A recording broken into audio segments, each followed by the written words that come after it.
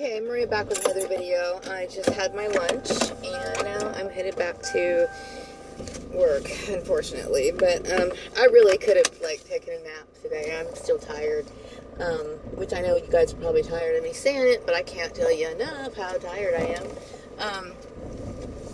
So I was really realized that maybe I should have bought a new printer for my computer because they're so cheap right now. And instead of buying new cartridges, because I've had my printer since 2009 or something, and I'm not sure. It's got the red light on. It's having a hard time, I'm having kind of struggling with it, and I think the cartridge was getting kind of low in September, so I'm thinking, okay, it's probably the cartridge, and unlike most of the more sophisticated printers, it doesn't really indicate what the problem is. Obviously, there's no what do you call it, paper jam or anything. So I'm assuming it's because the ink is running low. So, but I did need to go to the store recently, and I noticed how cheap and inexpensive certain printers were, and I kept thinking, well, maybe it'd be kind of nice to get a new one. But I'm just really not in the market for one.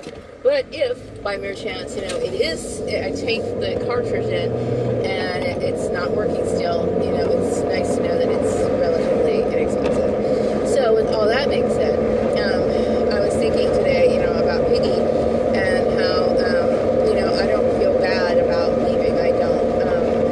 I feel as though the only bad part about it is I never realized how messed up his situation was. I never realized, and I don't even think he realizes it, because I don't think he's, like I said, it's completely normal to him. But that's a lifestyle and a family that I want nothing to do with, and I don't care what the deal is. I mean, I just think they're the most disgusting piece of film that ever existed on the planet. And, the times that I did spend with Piggy, it doesn't matter, because he could have very well been a spy for his mom or some weird shit like that. So I don't know. I don't care. I mean, at this point, I just realized that I want to be nice to him, because, there's no reason for me to be hateful towards him. I hope that things work out okay for him, but I have to think about me. And so, it is very strange, and it's very eye-opening, and,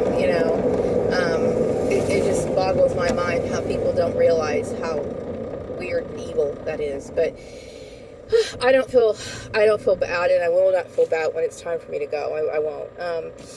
Right now, I'm just, I guess the workers' comp audit has been postponed. It may even be canceled outright until tomorrow or whatever.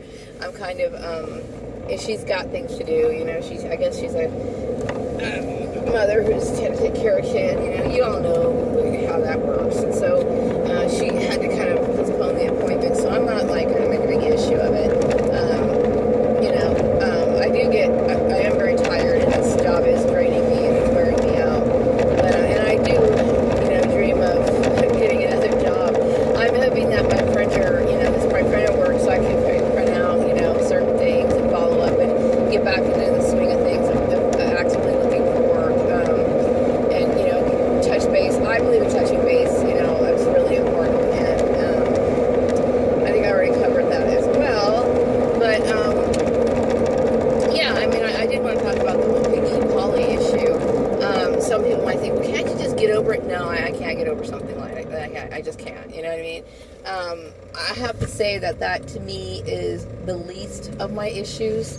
I would say of all my issues, I would say what bothers me the most, what irritates me the most, what pisses me off the most, what puts the most fear in me, is that somebody had the audacity to change my job, to actually modify my income, to put me in this financial situation. And seeing as how he knew about it, all I can look at him as an abusive person. I look at my family as abusive. I look at these Facebook people as two-faced people that I want nothing to do with. So to me, it's kind of like, you're betrayed by all these weird people and you don't know them anymore, so there's no point in having any relationship with them. That's exactly how I feel. So, it's kind of sad because, I enjoyed cohabitating with him, but like I said, when somebody does something that goes that far, it's done, okay? I have my limitations, so it's done. So I don't feel that bad about it. My main thing right now is just to get on with my life. I don't want anything to do with the people here in Bakersfield. I don't, other than being polite, hi, how are you, just, the light banter that you conduct out in the not workplace, but like, out in town and in business and stuff. There's a lot of businesses that got involved with the, which I was surprised, because I would never think that they would fall for such a thing. But, there's certain businesses that I used to frequent here, like little family-owned businesses or independent shops that I used to go to and buy certain things. And when they started acting stupid, I stopped buying from them and just took my business online. So, I'm done. I don't want to deal with Bakersfield anymore at all, period. So there's nothing here for me anymore. And I'm not conflicted. I'm not sitting here up at night thinking, well, should I leave him? Should I get out of here? I mean, there is no question about it. I mean, it's a definite I want out, period. Whether he and I will at least stay friends or not, I'm going to say that I don't know. I really don't know. Because I don't know exactly everything that happened, but for whatever happened, just the incest thing is gross already. But, I do realize it can't all be his fault at the same time, but then the fact that he's a part of my, me not doing what I'm supposed to be doing, somebody who manipulates my employment, and that's just like you put a gun to my head, you put a knife to my, throat, you basically attempted murder. I mean, that's how I look at it, and that's, I draw a line there. Or you manipulated my life in any way, shape, or form without doing it behind my back. That's abuse, okay? So it doesn't matter. And if his mom's abusive, then I guess he's going to be abusive too, because that's how he's been conditioned. So, I mean, there's no point in me dealing with someone like that. So, yeah, I am single. Some people are like, well, you're out dating. You know what? No, I'm not. I need to, right now, I don't want to be stimulated by anybody, meaning I don't want to have any contact other than more than what I have to, because I need my whole, my ability to think straight right now. I mean, I've been dealing with severe mental trauma, and I don't expect people to understand that. I've been mentioning that just like all my videos, because some people, they don't realize just how damaging it is. They have no idea how damaging it is. So, and also, I don't want people playing matchmaking game with me. If by mere chance I was to find somebody that I was interested in, I myself would take an interest in that person. I would approach them, okay? But I mean, that's, like I said, it's not a priority right now. It may never be, All I care about right now is getting settled, and that's the only thing I could possibly care about. I mean, I'm 46 years old. These idiots have been playing with my life for, like, too long, And I was talking about the tyrannical bosses video, about how, these bosses do things that are,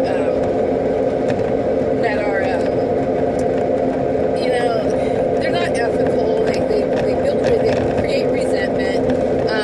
They abuse their power, and a lot of people, it just, people don't understand boundaries, whether you're a boss or not. Like my siblings, okay? Like my siblings, I'm an adult, okay? I don't even really deal with them, and yet they feel like they have the right to make decisions for me. I mean, once you start looking at people and thinking about how obnoxious they are, in my opinion, okay, when I really think about it, how could I possibly like these people? How?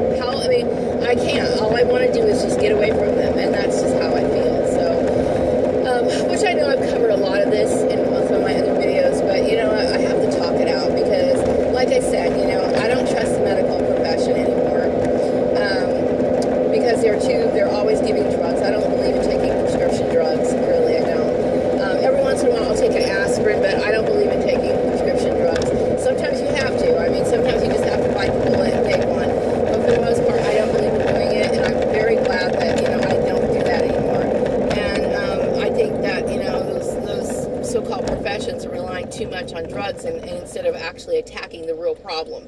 And the real problem is that, I have a bunch of people that I never desired to be in my life who want to intrude in my life. I mean, that's kind of weird, And for the people that I, was somewhat friendly to, and then they got involved in this, I lost respect for them, because if they cared about what was important for me, if they knew